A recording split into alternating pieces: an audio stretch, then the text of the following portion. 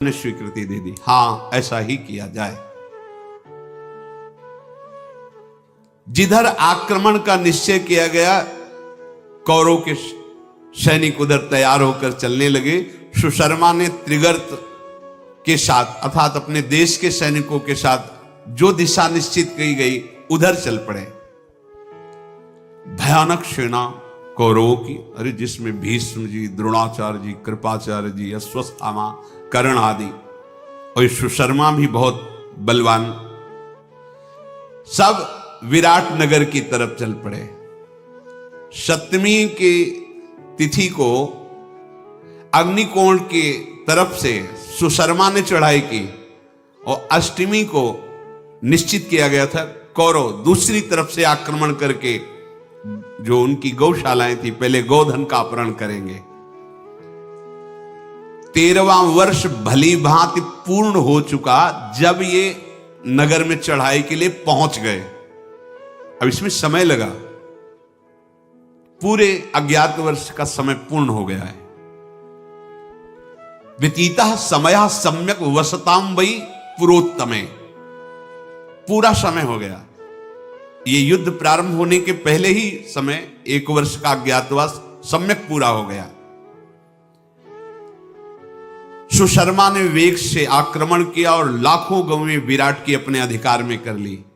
बड़ा कोलाहल मच गया, धूल उड़ रही थी।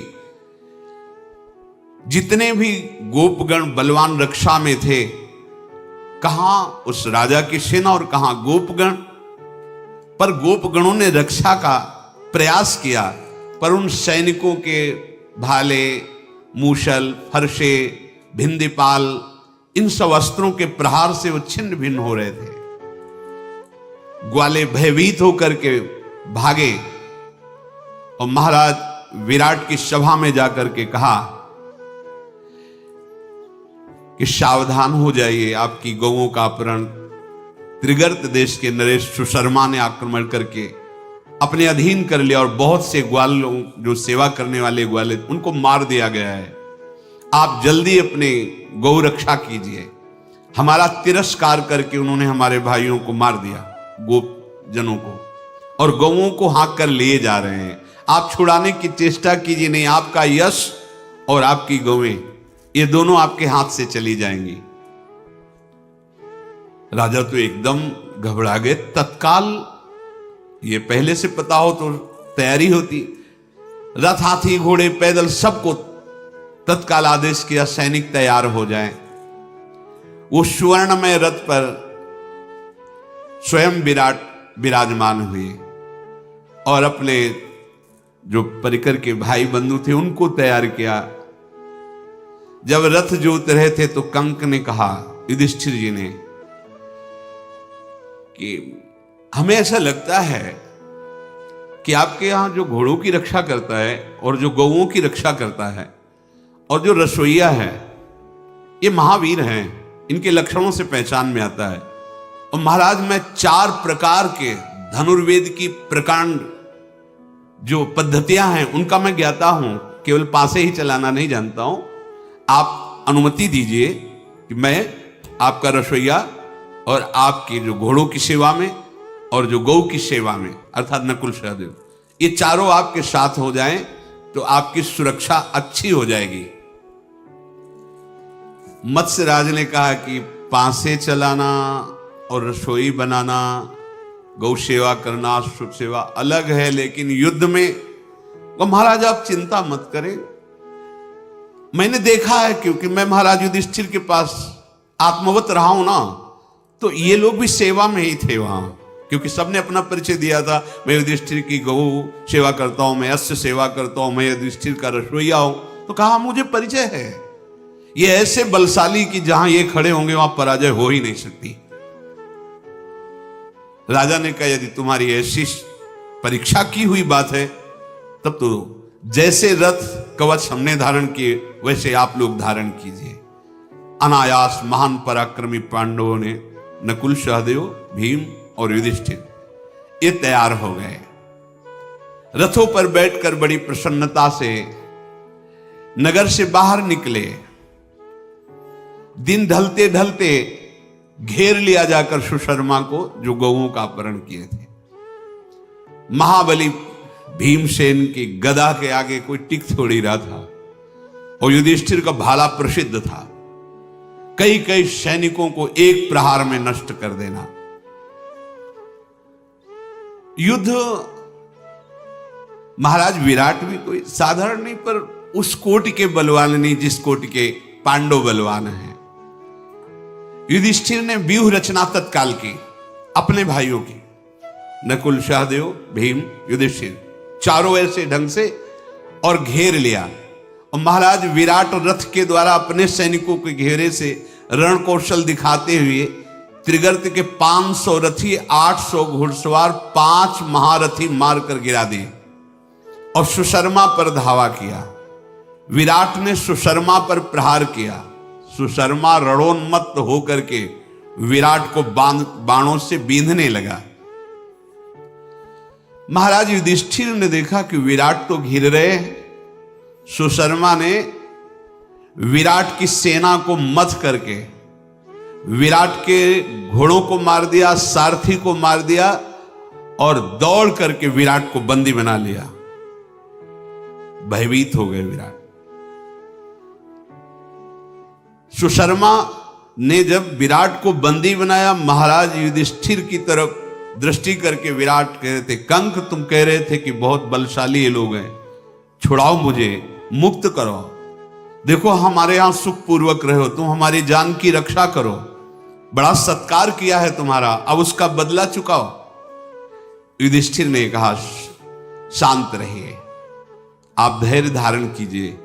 महाबली भीमसेन से कहा, भीम जल्दी छुड़ाओ सुशर्मा से विराट को, कहीं ऐसा ना हो कि मृत्यु दंड दे दे।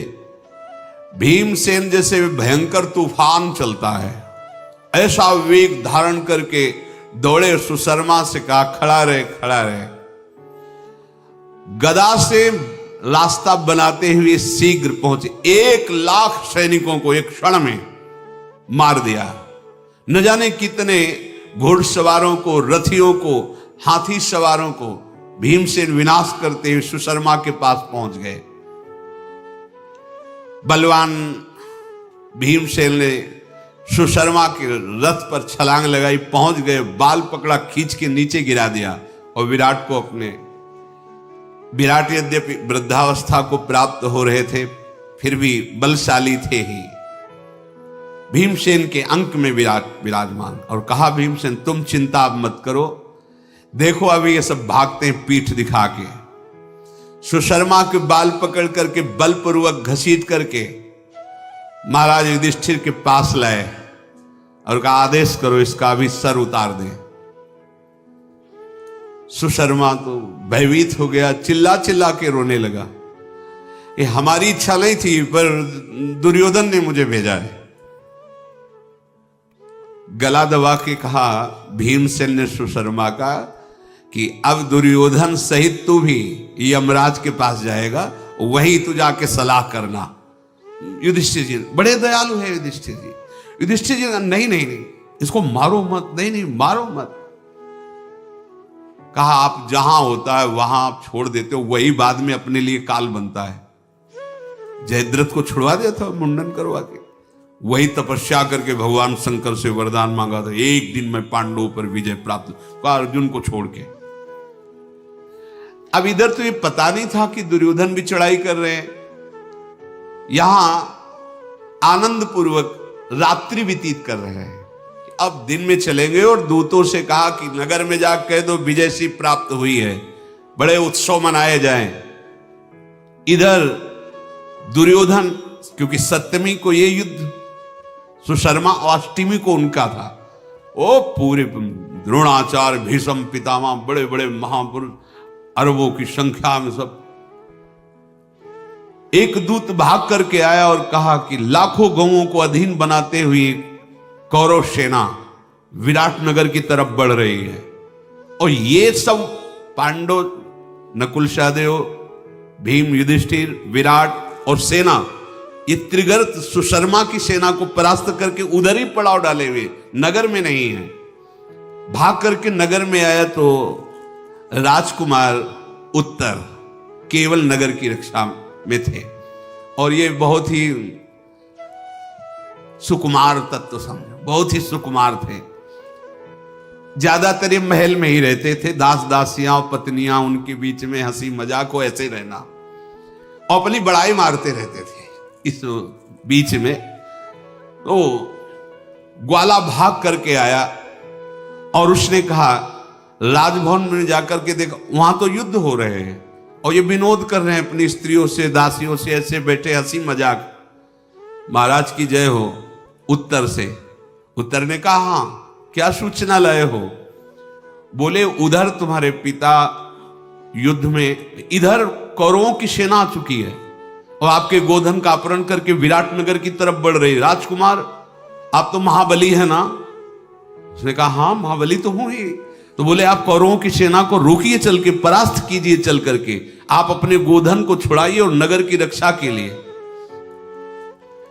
अब स्त्रियों के सामने क्या कहे? कुछ लोग ऐसे होते हैं जो वीरता स्त्री और बच्चों के बीच में, और जब वीरों के सामने पहुंचते हैं तो पसीना आ जाता है।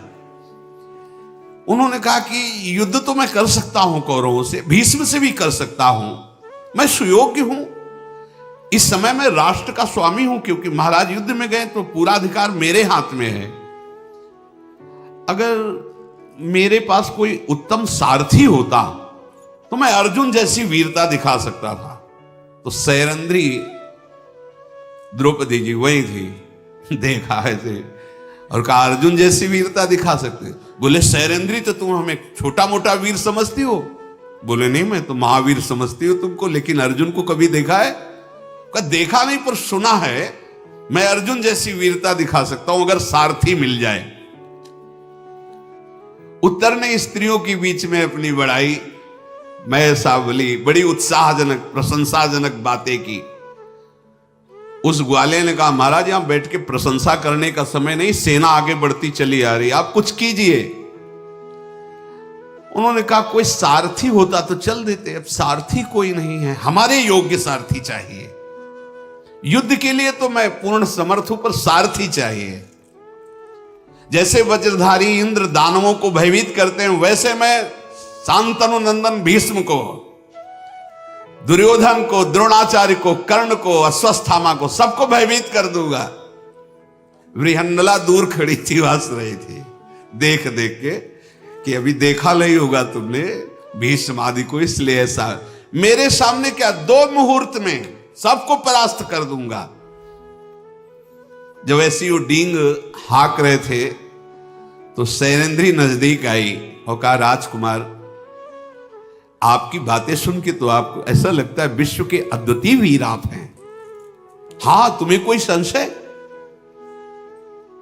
तो बोले,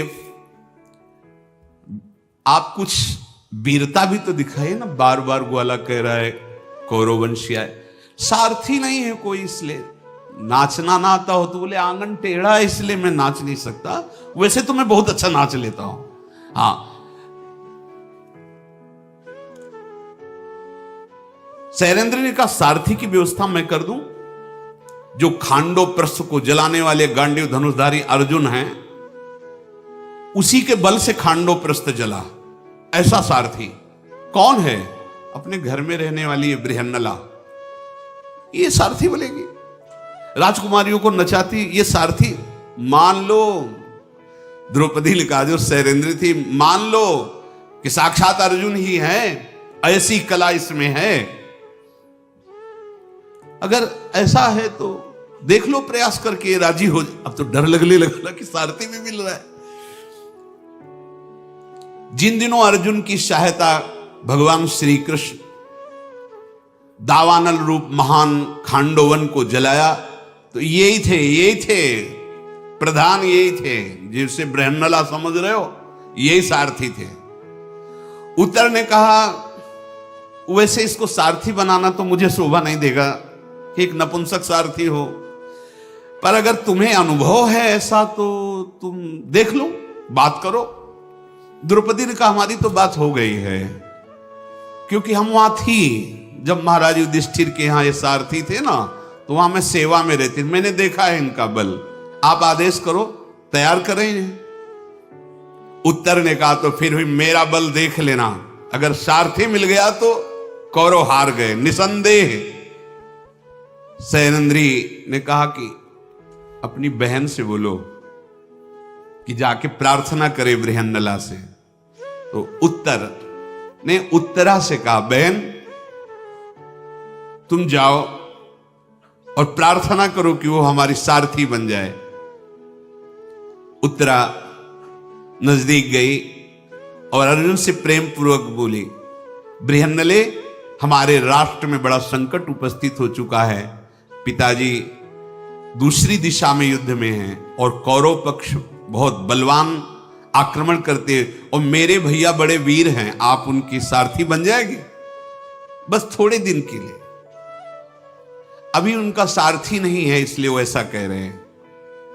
बृहन्नले, अगर सारथी बन गई तो युद्ध कला में मेरे भैया कितने प्रवीण ये तुम देख